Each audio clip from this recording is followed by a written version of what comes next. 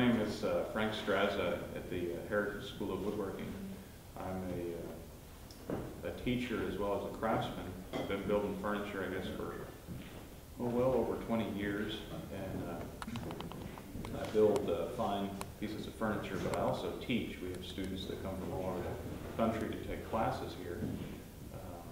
So I teach hand tool woodworking. What we have here at Homestead Heritage is a craft village, and not only do we have the different crafts, but our goal here really is to perpetuate the skills and the crafts by teaching others. We offer a wide range of classes based more in hand tool woodworking, and one of our most popular classes is our foundational class, where we'll take somebody that has never done woodworking before, and in 6 days they'll build a box, a shelf, and a table. I started woodworking when I was 12 years old. I built my first piece of furniture when I was 12. Had a lot of good instructors, and then I started as an apprentice when I was 17, and I've been doing it ever since. So I've been, I guess, woodworking now for 25 years or so.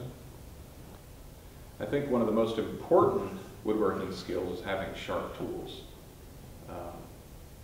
And that's when we teach our classes, that's the first thing that we start with, is how to sharpen your tools. And one of my real passions is violin making. I've built a violin, working on a few more. I've got a viola in progress, and I plan to build a cello in the near future. So. I'm going to talk a little bit about the violin making and some of the different aspects of it. This is a violin that I made here, and I've got another one going. This is actually patterned after Stradivarius Titian one that he made. I have the plans and the dimensions and such. What I have here is I have the mold, and the outline of the instrument is put on this mold. This is a temporary mold which will be removed after I get the top and the back finished. I can show you a little bit about a hand plane, how a hand plane works, how it smooths wood, flattens wood. I can also, if you're interested, I can show you how I cut a dovetail joint, which is a joint used for chests, joining two pieces together.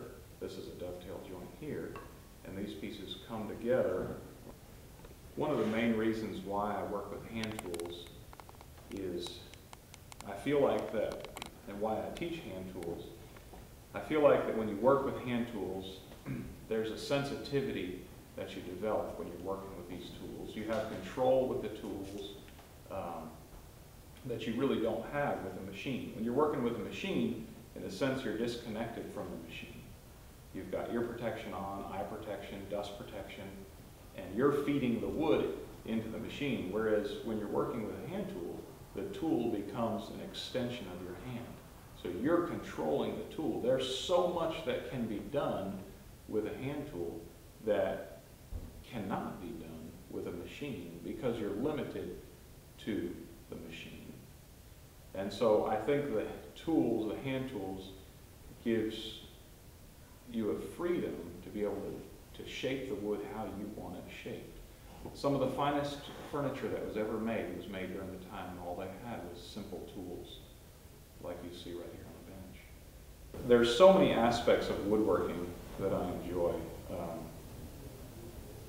and there's so many new areas to explore. Woodworking as a whole is so vast. I mean, you take furniture making, you have expanding from furniture making, you have different aspects even in furniture making, from inlay to carving to joinery to bending wood. Then we branch out even from furniture making and we go into instrument making. I love what I do. There's a sense of satisfaction and joy in my work, and I use hand tools for what I do, and there's a real satisfaction in actually using a tool, creating something with your hands, and creating something beautiful. You can tell by the sound if he's sawing correctly. Now if you listen, there's a tone change. When I get towards the end, the tone will actually change. Hear the tone change? What I'm doing when I listen to that is I'm slowing the saw down as I get towards the end.